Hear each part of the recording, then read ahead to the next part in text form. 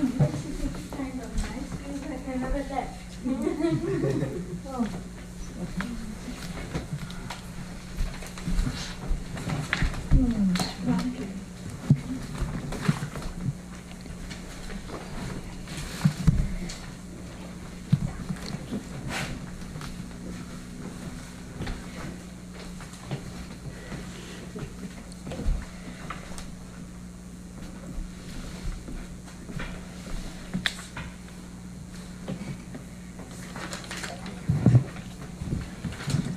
हे जगत्राता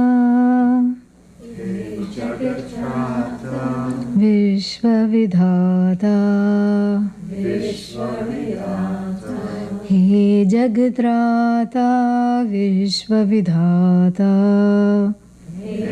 जगत्राता विश्वविधाता हे सुख शांति निकेतन हे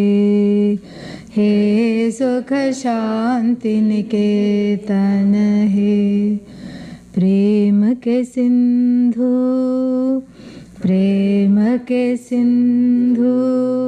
दीन के बंधु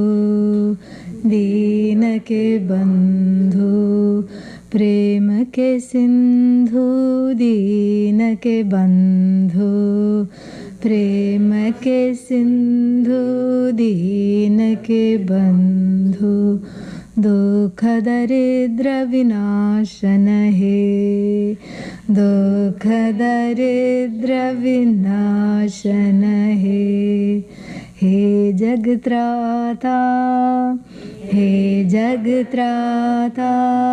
विश्वविधाता हे सुख शांति निकेतन हे सुख शांति निकेतन हे नित्य अखंड अनंत अनादि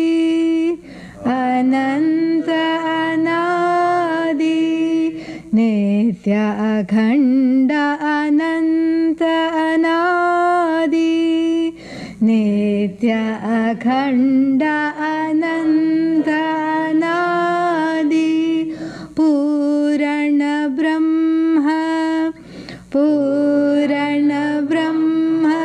सनातन है पूर्ण ब्रह्म सनातन है पूर्ण ब्रह्म सनातन है जगाश्रय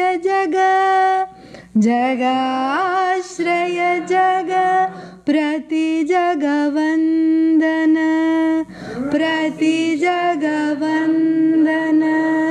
जगाश्रय प्रति जगवंदन जगाश्रय प्रति जगवंदन निरुपम something निरंजन है निरुपम नित्य निरंजन है निरुपम नित्य निरंजन है निरुपम नित्य निरंजन है प्राण सखा त्रिभुवन प्रतिपालक प्राण सखा त्रिभुवन प्रतिपालक प्राण सखा त्रिभुवन प्रतिपालक वेरी गुड या जीवन के अवलंबन है जीवन के अवलंबन है हे जगत्राता विश्वविधाता विश्वविधाता हे जगत्राता विश्वविधाता हे जगत्राता विश्वविधाता हे सुख शांति निकेतन हे सुख शांति निकेतन हे. Very nice song, and it is sung in the morning raga so that everyone wakes up for satsang.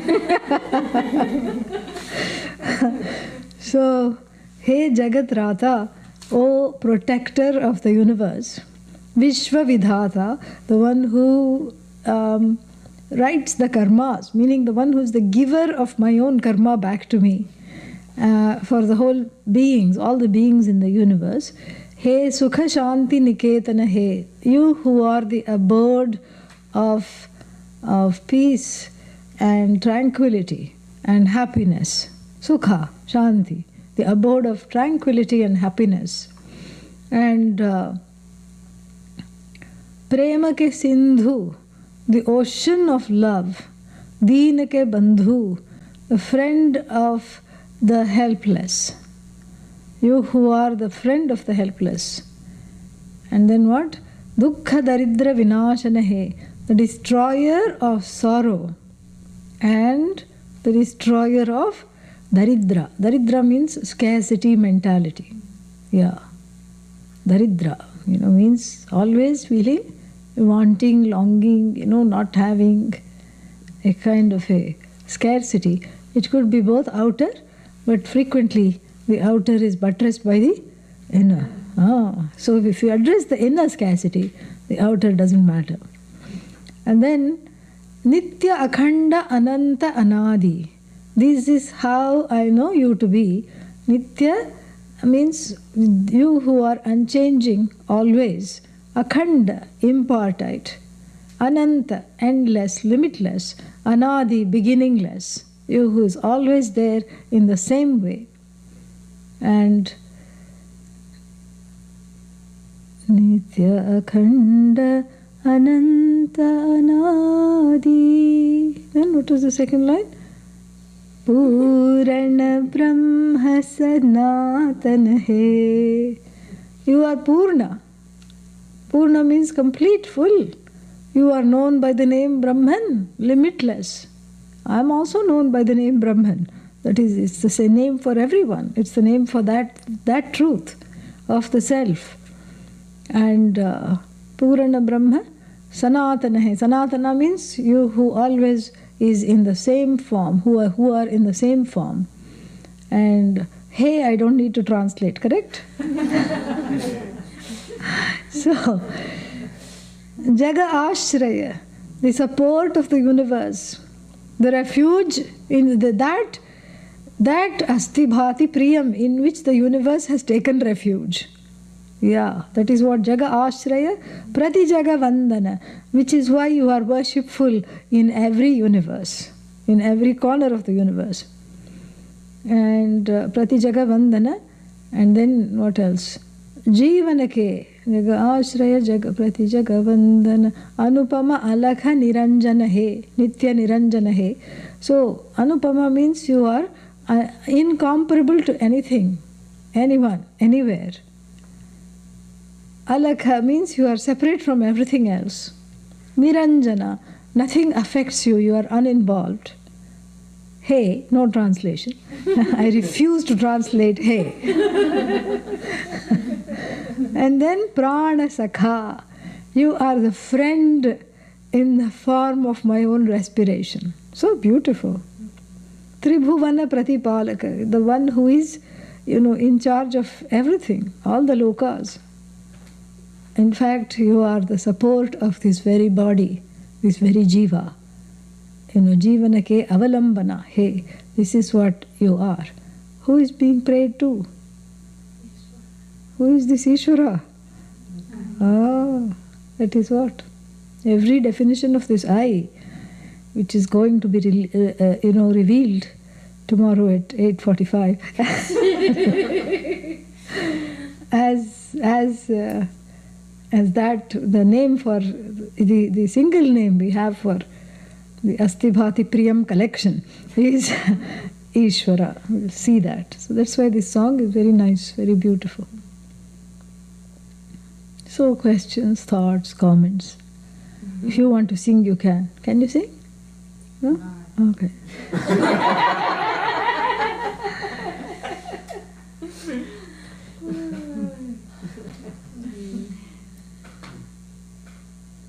Can you help me understand something, please? You mentioned that something exists when it is observed by the eye. Yeah. When you say something is observable, that means it must exist. You cannot observe or infer things that are not there. And if you infer things that are not there, that's called a hypothesis, correct? And then it has to be proven or disproven. If it's proven, then it becomes something that is inferred, like even the black hole, because they have measured the gravity around it. Nobody has gone in it, but anyhow, so when they have, encountered this dense mass, and from there they have inferred that this is where the black holes exist, and they have inferred that they commonly occur at the center of galaxies, so things like that. So anything that is observed must exist. So is anything that, so you said, is it anything that's observable or anything that's observed? So like, for example, there might be some place on this planet Earth or in, deep in wherever that we can't see. Yes. But it still exists. Does that mean the eye is greater than any of these? No. It's not a solipsism, based on the place of this great human being. No. It's neither a reductionism nor a solipsism. It's, that's why the definition of the word all, sarvam, is everything I know plus everything I do not yet know. That is what constitutes all. So it's included in the all. So it's included in the potential that it may be observable at a later date. It still exists. Yeah. It's just that it hasn't come to light. Asti na bhati right now. See that? Na bhati, but asti eva. It hasn't come to light because nobody has said that this island is here, or some forgotten ruins. They thought that they had already dug up, everything, the womb of the earth they had dug up and, taken every little piece that they had found. But then suddenly some, earthquake comes and opens up deeper and they find a hidden city. This is what they did in Cambodia. Angkor Wat, which is the most ancient, one of the most ancient Rama temples. Huge. I think it's like 7,000 square miles of, temple. Grounds and everything, huge. And they had gone and mapped everything out and the ruins next to it and everything like that. And then behind the temple complex are huge forests, which were declared by the government to be preserved forests, so nobody should, go and disturb that. Then they've had this new technology, some kind of an infrared technology, which you could fly the plane over and then kind of map what is underneath this thick, cover of trees. They hit rock, but not any kind of rock in the shape of buildings, not just random, array of rocks.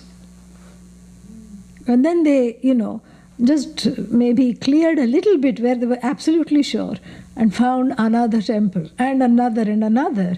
And so you see, it's not that it didn't exist. It hadn't come to light because it needed a means of knowledge in the form of this laser beam to go and map it out. That was the means of knowledge to infer that what is there is rock in this particular shape. They could see the shape and the outline of the temple towers, the spires. It was very interesting. And it was all buried under bamboo and the vine. Yes. My daughter's got pictures. Yeah, exactly. She went. And I guess those, Yeah. those vines grow like 6-10 inches overnight. Huge. They just are very fast growing. Yeah. That's right. So, what about these buildings themselves? Because they don't have this particular, I guess you could say, perception that they can't know anything. No, the buildings cannot know things because the building, that's what. The building comes under the buildings and all the things that need to be revealed by the I come under the world of what we call this. The pronoun this. Idam pratyaya gochara. Pratyaya means the cognition. So all these are products of this cognition. I cognition and this cognition. So when I say the world of this, I mean the world of this cognition. I just didn't want to add that on and make it more complicated. I was saving that till tomorrow. And so the world of this cognition, all that is cognized as this. And the this cannot say I. Yeah, cannot. Why? Because it lacks the capacity to reveal itself. You are the I, that is you, are the only self-revealing thing in the whole world. In order to know things, you either need a means of knowledge to uncover it, or it should declare itself. Other than the I, nothing is capable of saying I am. Somebody asked me this question, but what if the book does say I am and you just don't know the language or the knowledge? I said, let it speak up, then we'll take care of it later. But right now, there is nothing to dispute this. And it's good that certain things are not interactive. It's actually beneficial. Otherwise, think of what the chair will say. You just come and plonk yourself down. You don't even think about me. I have had a very hard life. I'm always sat upon. I'm flattened. And you just don't have any clue what a life is like this, always staying stationary in one place. And the mic will have more to say. I'm sick of projecting your words. I have a few theories too about the Atma. When is my turn? Can I take the 11 o'clock class tomorrow? Mike is asking.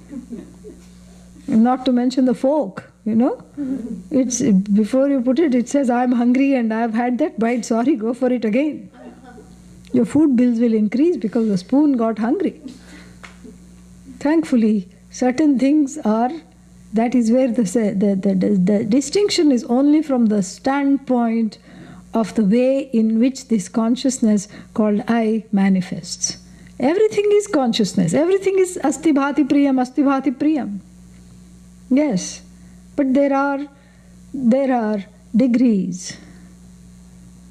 Some places only asti manifests, That bha part, that ability to know itself and know other things is not there. And in some other, jivas, like trees, there is an intelligence. You can see that. There is a sentience. The sentiency is there, the knowledge is there, the intelligence is there. But they can't just get up and move. They're rooted in one place. And they have an intelligence which is diffuse without the brain. We are only used to brain-centered intelligence, which is very limited actually. But a few months back, I emailed it to all of you, I shared it with you. There was a wonderful article on plant intelligence in the New Yorker. Wonderful. And there it said that, they did so many things, experiments with things like creepers. And they would grow the creeper where the camera is. And they would show the creeper. Of course, the creeper is not having eyes, of any kind. They would show the creeper after the creeper has grown and looking for a place to, grow towards so that it can climb. And they planted a pole, right, a bamboo pole or a wooden pole right in front of the creeper.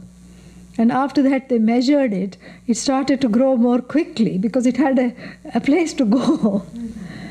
And it started to grow towards the pole and twine itself. The pole gave it like a GPS for that plant. So like this, there were so many things that, the plants also have raga dveshas, they have attractions, they have aversions. Some people they just do not like. They get all shriveled up and upset. And especially if one of them is a plant killer or has been a plant killer, they have memory, they recognize, and they quickly send MMS and SMSs to other plants with a photo of the suspect. This one is a plant murderer. Do whatever you have to, fold your leaves back within yourself. Don't do this. You see, this is all knowledge. This is what we call Ishvara. This is our definition of Ishvara, God. God is not some guy in the sky. That is not what we say. More about that tomorrow. But there is intelligence there. Then you take an earthworm. Earthworm means it's a very dangerous job. You know, you're in compost all the time, but then you're being dug up.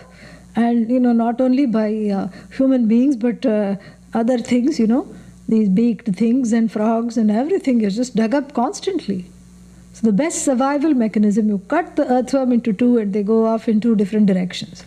You have just reproduced them, not decimated them. This is how it is.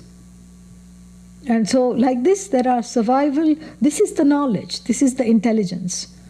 And then as you, go further in the animal kingdom, or even in some complex plants that eat animals. What is the famous one? Venus flytrap. Yeah. It just sits, waits, has a wonderful slippery wall of the flower. And then, it has all these wonderful things. And then there is this huge, flower. In Thailand, on the mountains, it's called corpse flower. It smells like a dead body, apparently. I haven't had the, experience. It's huge. You have? Okay, you have seen it up close? Oh dear. Is it very bad? Yes. Okay, see, so we have a live witness here. Who has... Actually, there was one at the Smithsonian Museum. Yes, there was, yeah. Yeah, there was one. I don't think it was that big. But this is huge. This is almost like a hillock. And then it's intelligence, because this is the way that when the flower blooms, it needs some time for the seeds to form, and it, puts out such a stink that all predators, until the seeds are formed, they don't come even close. In fact, the whole village has to evacuate. Yeah. The goats start feeling sick and throwing up. It's that bad. The goats who are used to everything, the goats who eat everything. This is the flower power, This is the knowledge. This is the only way it can save itself. Then you have animals, cat, dog. Cat knows itself and it knows other cats. Doesn't like other cats because it sees it as competition. And then what? It knows its own human personal can opener, life-size can opener. That's all you are. You think, oh, it's so loyal. No, it's not loyal. It's just sized you up.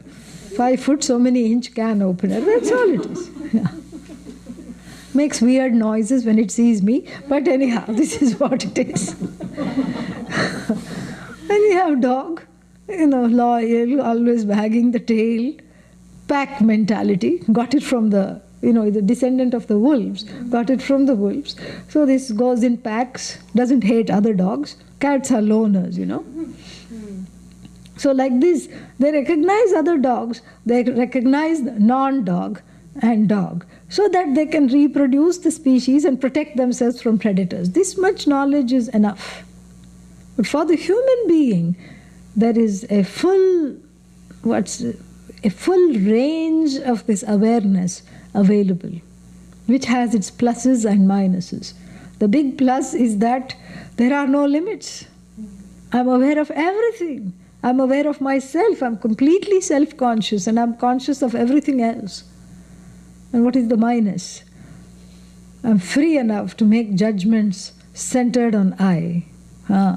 This is the minus, which is why I have to look for Vedanta, because I have self-judgment. The dog doesn't have self-judgment. Cat has no self-judgment. Cat doesn't say, I think I've just gone overboard with this OCD, cleaning myself and all this. I'm just not, that other cat is so nice looking and I am I don't have either degree or pedigree. I'm just a useless cat. I think I need to find a cat guru. Or at least study the Kathopanishad.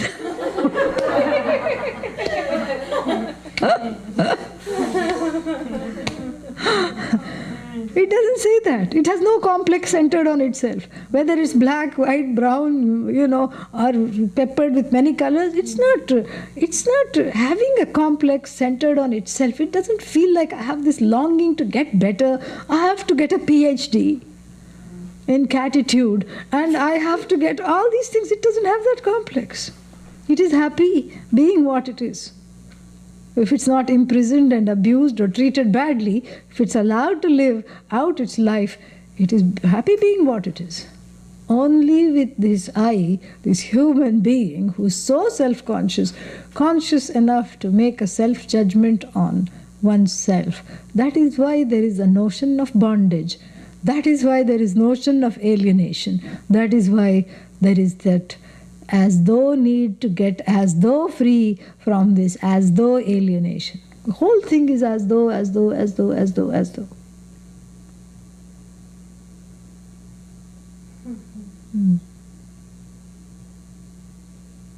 Talking about pack mentality, having been raised in a Christian home, and I know it came not from my parents, but it came, God knows, how many generations back, of regarding yourself as impure, bad, and it's the Catholic. Yeah. And regarding yourself as any mistake made, an permanent imprint. Yes. In your record. soul, Yes. Record and whatnot. Very difficult to get over that. Yeah. And drill that into you. Very difficult to get over that. That's why the expression is recovering Catholic, present continuous. I have never met someone who describes themselves as a recovered Catholic. Maybe there are. I hope there are. But generally they say recovering with a present continuous because of this reason that it is acknowledged widely that it's very difficult to overcome this whole thing of everything being your fault. That you were born is your fault. That you had parents is your fault. And that is the sin. And this whole thing of sin, we don't have sin. We only have the concept of Papa. It's a sin to call Papa sin. No other sin. Papa is not sin. The translation of Papa is long but accurate. What is the translation of Papa? Uncomfortable situations experienced by the body-mind complex in this life or the next due to deeds done that go against the flow. This is what it is. This is Papa. Punya is comfortable situations coming as a result of reaching out actions or actions done in tandem with the flow, which fructify in this or the next life or previous life, whatever life. This is what it is. So we don't have Papa. In fact, we say that this whole world is joy. The children are joy. They are God-like when they are born. And in the 9th chapter from which this verse is taken, he says that Bhagavan Krishna says in the opening verse, Anagha, he addresses Arjuna. Hey Anagha. Anagha means, oh, the one free of all Papa. You who are free of all Papa. So what's the difference between sin and Papa? Papa is something that is a provisional explanation. Until one gains the knowledge, we need Papa, Punya, all these things to keep people on track. Once you gain the knowledge, what Papa, what Punya, you're not the doer. You're not the experiencer of yours or others' doings. You are free of that. So what Papa, what Punya, nothing. It's all gone. So therefore, it's not the same. So you can help yourself. Rise in the morning and say, I am pure, I am free, I am auspicious, Shivoham, I am tranquil, Shuddhoham, I am pure, Shubhroham, I am clear, I am clean, I am without guilt, I am without hurt. Say these affirmations in English or Spanish, whatever language. Say them, and then the more you say them, the more they will ring true, because you're also studying Vedanta, so it will happen. Yeah. It was beautiful to do the puja, but I could tell that there's sort of not a disconnect, but a difficulty accepting that beauty is part of me. Yes. It's not part of you, it's all you. It is. That's why we have this step. So it's a deliberate transference, the worship. Not an unconscious transference, a deliberate transference, where in a 3-foot depiction, you stuff the limitless in that, correct? As though, right? Astivhati Priyam is invoked in this. Nobody worships idols. That's idol talk. Nobody worships images. You worship what it represents. Yeah? Even in Christianity, nobody worships the cross. Otherwise Swamiji says everybody will be genuflecting at every telephone pole. Now you see, nobody is worshipping the cross. Yeah. What the cross represents is what is worshipped. So here too, the Astivhati Priyam, everything that the Upanishad reveals me to be, that I cannot see, that I will not let myself see, that I am unable to connect to, I project it on something else whose beauty is so available to me, whose beauty is blatantly visible. I project it onto there, so I have no problem relating to that. And from there, it's a step. I use that projection as an altar of surrender. I use that image in which this Astivhati Priyam, that limitless, that benign reality of the I as free of alienation, sorrow, grief, etc. is invoked. Paradoxically, it is invoked in the not I, but really you transcend the not I to get to the I. Just like when you say touch wood. You don't have to go hug a redwood tree. When you say touch wood, I have transcended the table, correct? Transcended the form and whatever other formica or whatever it is used. Form and formica are transcended. I have transcended the shape. Maybe different kinds of wood are used. All that I have transcended. And I said touch wood, all different shapes, forms, size, word, meaning. It's like that, touch wood. And sometimes it's not wood, still they say touch wood. They'll touch the wall and say touch wood. It's made of concrete, not this one, but sometimes. Nothing else is available, they'll say touch wood. No comments on that one. So this is just like touch wood. So you are deliberately, that is why the concept of Ishvara is very sophisticated in our tradition. And we'll be talking about that. Very sophisticated. It's not just God. God is a very overused and misunderstood word. And in fact, it's an off-putting word by this time. So therefore, we have to help ourselves to this step-by-step, stage-by-stage growth. So if I'm able to conjure up that perfection in another,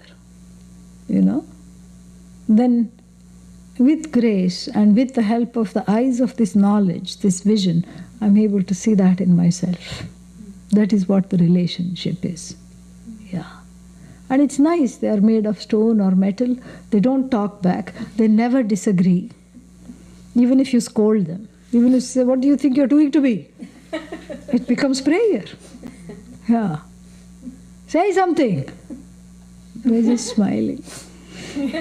Smiling and waving. It's not waving, it's abhaya, meaning hands up, you have nothing to fear from me. I am disarming. I'm not only disarmed, but my job is to disarm you. That's the thing. So, it's a step by step. You help yourself. So, you make an altar at home, put something sacred, whatever that is for you. And then you worship that. Worship Bhagavan through that medium. And that worship is nothing but the worship of that which you represent, the highest of that, which is Asti Bhati Priyam. That is all it is. So the devotee is a superimposition. The object of devotion is also a superimposition on this vast, holy, sacred I. That same I manifests as the devotee. And on the other end, the same definition of the I is the object of devotion. Beautiful. So there is no need to rush. We have many lives. Yeah. Not just 9. And so there's no need to rush. We go step by step. Because the destination is already gained. There's nothing to, no striving needed. Relaxed, relaxed, relaxed.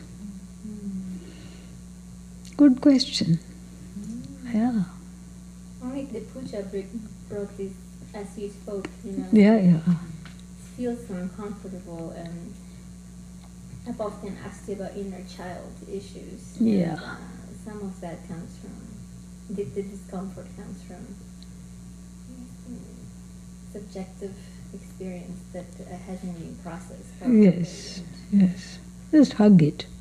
You know what Shin Shin was doing to her child. That's what you have to do. That was so sweet. Yeah. The puja room looks very beautiful. Nice, no? So very Yeah. beautiful. Yeah, it's just changed since I came. So 5 years ago you came. The goddess was here at that time. Yeah, the goddess was here. And now there's a couple in there.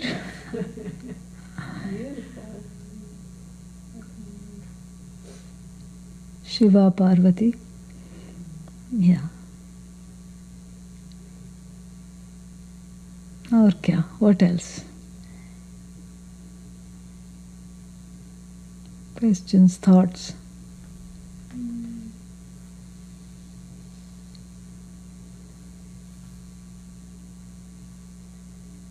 This is recorded on live stream so I can watch it again. Sure. Because there's lots of digesting. Yes. You can have a second helping later. It'll be on the YouTube or not on live stream. It will be on live stream for 2 more days. Yeah. Then it will be live stream. When many people who don't know this, they will, we'll have to send everyone an email. Yeah, we will do that. We'll send them the new URL. Even if you just put it on the website, sure everybody will. Yeah, sometimes they will. Sometimes they may go, sometimes they will not. We will put it on the website, but we'll send a mailing to everyone. Ed will do that. Oh, Ed. Yeah. You have any questions?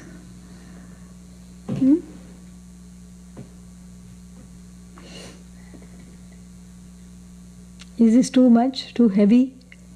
No? Okay? You're hanging in there? Okay. What do you think of the concept of striving? You kind of mentioned that just a moment Yeah. ago. And even if, no hurry, but this concept of striving, how it's so common in our culture, and that we might bring that also to spiritual. Yeah. That's a problem. Hurry up. And what? Yeah, hurry up and wait. There's nothing to strive for. But the striving, there is proper striving and improper striving. This is what is talked about in the 6th chapter of the Bhagavad Gita. Yukta cheshta, proper striving, proper movements, studied, goal-oriented striving. Because the flip side of this is a person, any person, saying, why should I come over here to pursue this knowledge? If I'm meant to gain this knowledge, Bhagavan should drop a packet. Or Bhagavan should download it into my head through a stick, Flash drive, thunderbolt drive, Bhagavan's. That's what Indra's thing is, thunderbolt, So Bhagavan should just put it in my head. Why should I strive? It's all about no striving. If I'm meant to gain this knowledge, it will come to me. Who says the person, who is confused about proper and improper striving? So the proper striving is making myself, doing everything that it takes, from therapy to yoga to whatever it is, to quieten the heart enough to be able to sit and listen without conflict, resistance or sleep. This is our attempt. So I do whatever it takes. That is proper striving, to be able to come and sit and listen. So yoga is very helpful, because all the ways in which the resistance is physicalized and held in certain places is loosened. Even if you're able to do 2-3 sun salutations, that's enough. If you're not able to do too much. Because in this country, people have this all or nothing attitude. If I do yoga, I'll do it for 5 hours straight and stand in a permanent arm balance. Otherwise, I will not do it at all. That is improper striving. That's not non-striving. That's improperly understood concept of non-striving. The non-striving means that having come this far and having made myself available for the knowledge, I allow that to sink in. I'm relaxed. Because this is not about doing. This is about being. This is one place where I learn to be. So this is where I practice. And don't say, should I strive to not strive? The answer is no. Yeah, good question. Yeah.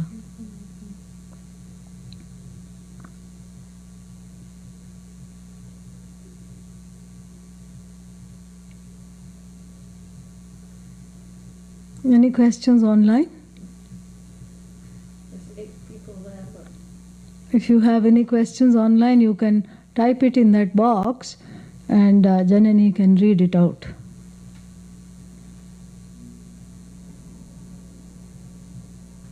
Are we still in Kali Yuga, Swamini? Yes.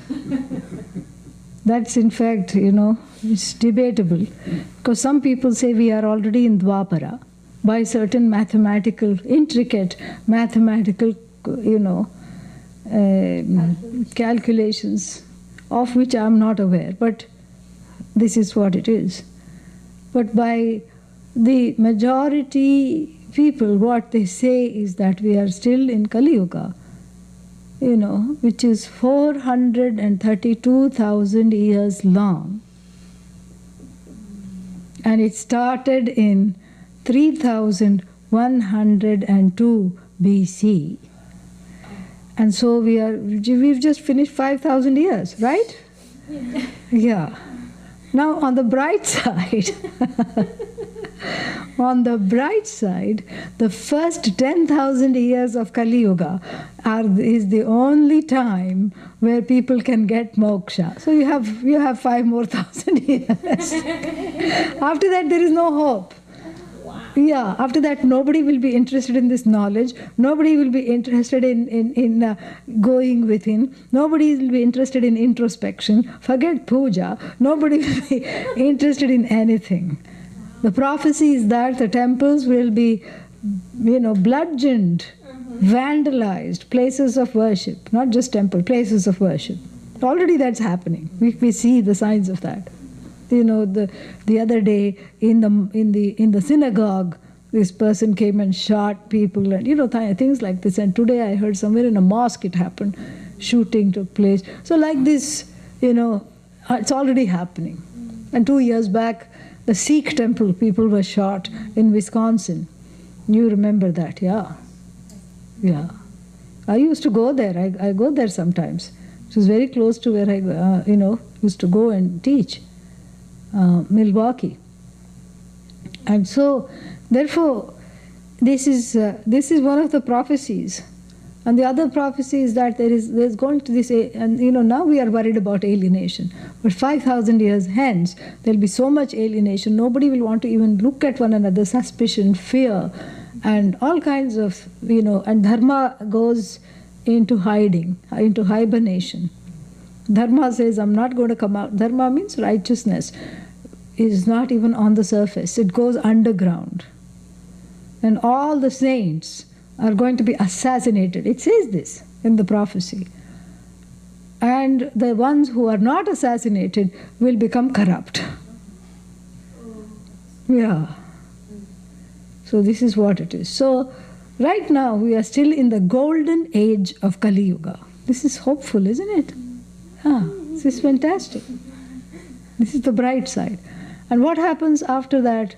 Because this Kali Yuga is rampant misdeeds and rampant, defrauding and, killings and whatever. This is the time period. And we're already seeing that. Today is historically today is the greatest day for buying guns. And then going hunting tomorrow and day after. This is what they do. And so like this, the violence will increase so much. And the prophecy is that an avatara will come along. Thanks to that movie, I don't have to ever translate this word anymore. An incarnation will come along as a result of people, the few dharmic people that may be left who are praying for reprieve will come along. And with this kind of bad situation, this escalated violence, you can't reason with the people who are the perpetrators of violence. You cannot say, come aside here, let me teach you the Bhagavad Gita. And then let's sit and discuss the Bhagavad Gita over a cup of chai, and then just be amicable. Put down that sword. You must be so tired. Let me massage your hands, because after killing so many people, you must be so tired. This is not a possibility, because people are not into reason. Arjuna was able to be taught, because it was still in the golden period. Or actually that was in another yuga, Dwapara Yuga. So here, the avatara appropriate for Kali Yuga is Kalki. Yeah. Actually it should be named Kalkil. That's what. Because this is a Kalki is an avatara that's going to come on a horse and then just decimate the wrongdoers and put an end to Kali Yuga forcibly. This is what the prophecy is. The interesting thing, speaking of yugas, Kali Yuga is 432,000 years. What comes after that is called Dwapara. That time period is 432 into 2, which is what? 864,000 years. Then after that is Treta, 432 into 3. Then 432 into 4 is what is called Satya Yuga, the real golden age where no one steals, no one lies. And then Vedanta teachers are out of a job because they are permanently retired because everybody is self-aware and they all have self-knowledge or very close to it. They're all ready. So nothing much to talk about. You can just sit and enjoy one another, that's all. Everybody does the right thing all the time. And interestingly, that's the longest yuga, Satya Yuga. Then little less, Treta. It is symbolized by a bull that is standing. So the whole bull is Satya Yuga, then 3 legs, Treta Yuga, 2 legs, Dwapara Yuga, and this poor one-legged bull that is trying to stand and make it, Kali Yuga. So we don't have a cyclical concept of time. Yeah, it's a pendular concept. So Satya, Treta, Dwapara, Kali. And then what? Dwapara, Treta, Satya. Because from Kali you cannot go to Satya. Think of the debauchery in Kali Yuga. You cannot go to that level of sattvic mind and that quietened mind. How will it come? It's a evolution. So by certain reckonings, as I said, the famous person who said this was Swami Yogananda's guru, Sri Yukteswar Giri. He said that. And Sri Yukteswar Giri says, by his reckoning, it is already Dwapara Yuga. Because he doesn't look, he looks at the mathematics, but he also looks at the signs. Because Dwapara was an age of communication, and this is really an age of communication. We are already seeing that there is so much, there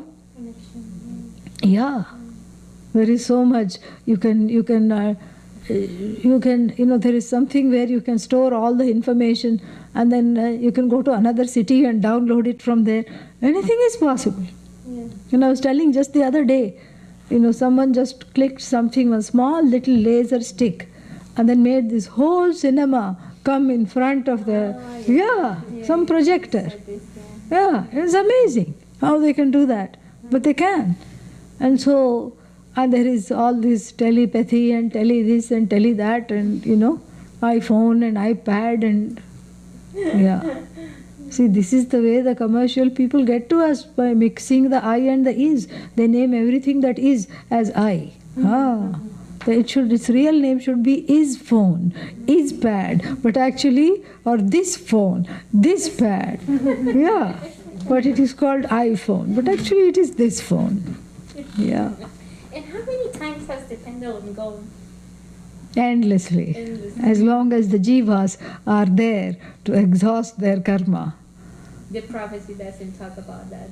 No. Aspect. But then there are other bigger times. The 4 yugas make one manvantara. 77 manvantaras, 84 manvantaras make something else. Mahayuga. All these things are there. Truth is asking if Swamini could give the Sanskrit words for revealed. Revealed. Pratipadaka, revealer. Pratipadya, revealed. Kavita says, enjoyed all the classes, Swamini. Thank you so much. Delightfully vague, weren't they? It will become clearer. A little heavy today, but She didn't say that. She just said she enjoyed it. it will become clearer. It was a little heavy, top heavy today, but tomorrow it will become a little clearer. Excuse me. Bless you. What happens in between? In between today and tomorrow? No, in between this next Yugas. time. Yoga. Yeah, yoga. Not yoga. Yuga. Yoga. Okay. Yeah. That helps. Yeah. Okay, so it's not some block of movement. Okay. Yeah. And so you said there's this yuga where it's very violent, and then there's this really enlightened yuga. Yeah. What about in between? In between there is this slightly enlightened Dwapara Yuga, little better Treta Yuga, and then it's a completely place where people go with the flow all the time. Then back to again little less, and oh bad. So this is how it is. It grows in increments. Do you really think people And- will last that long? Not a single body, no, but the jiva. Yeah. And then after 4 yugas there is pralaya. What is pralaya? Dissolution. Everything goes back into a state of causal, and then there is no projection, but then the projection comes back, new yuga starts, that's why it's called manvantara. A new manu is appointed. That all this. This is just a working hypothesis for the jiva who is struggling to be free. Really speaking, when there is no this, is yuga this or I this? Yeah. So, really speaking, there is no yuga. These are just ways to somehow mark the time to mark the times, to relate better to nature, to relate better to our own natures, to relate better to the signs of the times, because every time has its own, certain prophecies and certain shakti that it brings. Time brings a certain power. And so it's a way of relating to that. Now when you say jiva, I guess I thought jiva was just associated with the body and the mind sense complex. But jiva is beyond that? Jivahood? Yeah, jivahood, you mentioned it, yeah. So jiva is that asthibhati priyam who is unaware of its existence as asthibhati priyam, as a free being, who is clouded by ignorance and who keeps occupying various body, mind, sense complexes. Like costumes, life after life after life, that is the striving. To struggle to get free, but then I don't know how to get free, so I keep struggling in the wrong direction, improper striving. That's what happens. I think if I have something, I'll become free, I'll become connected. Or if I get rid of something, I'll be free. But neither hoarding nor getting rid of is going to accomplish that which is already accomplished, which is the fact that I'm already free. Yeah. So is that equal to ignorance? Yeah, self-ignorance. That's what it is. Okay. So jiva is Ishvara plus self-ignorance.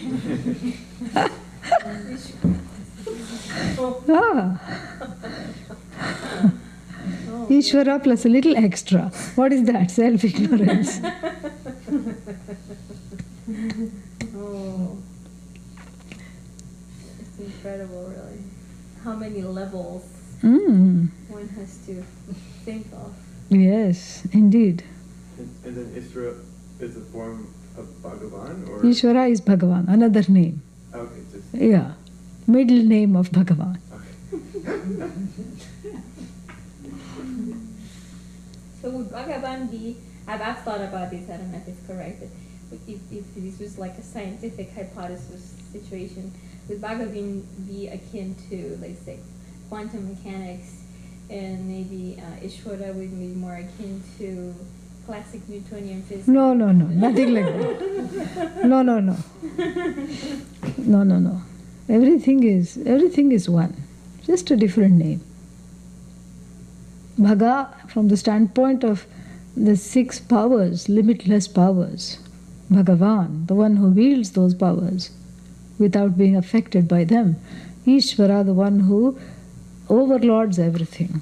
That power that has manifested this universe, that sustains this universe, unto which this universe returns, which itself is free of the universe, but the universe is not free of which. That is what it is. We are coming to that. Yeah. I still have 2 days. I have 3 classes tomorrow and 2 more on Sunday. So, and now you can attend, right? Yeah, that's why she's looking so happy. She didn't feel like going to work today, but she had to.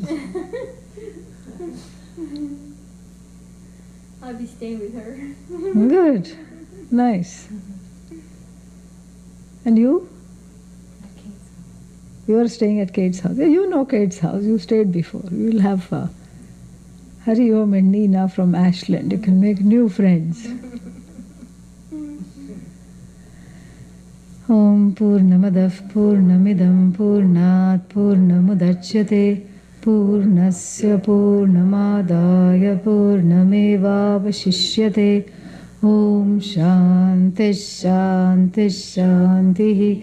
Harihi Om Shri Gurubhyo Namaha. Harihi Om.